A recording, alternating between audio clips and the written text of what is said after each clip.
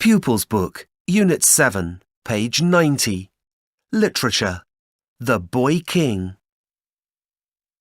In 1922, an archaeologist found the tomb of an ancient Egyptian king, a pharaoh called Tutankhamun, who we sometimes call King Tut.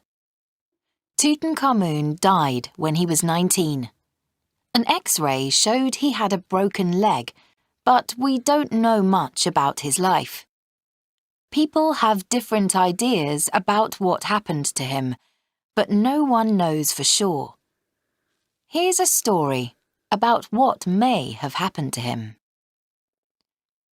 Once upon a time, in a city called Akhetaten in ancient Egypt, there was a boy called Tut.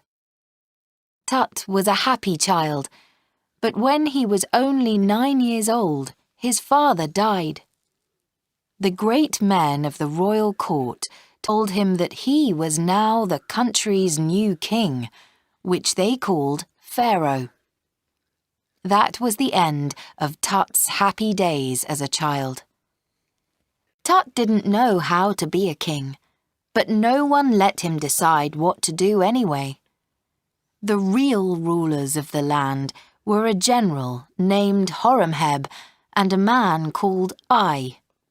They wanted to control Tut, and they wanted him to do everything they said. Tut hated them both. A year later, Horemheb and Ai told Tut to marry a beautiful young girl. Her name was Ankh. Tut had everything that a pharaoh needed, but he was bored. When Tut was 18, Horemheb and Ai gave him a new pair of sandals. They were expensive, but there was nothing special about them. Or was there? There were faces on the bottom of the sandals. That's unusual, Tut thought. He asked, "Why are these faces here?" "They are the faces of your enemies," Horemheb explained.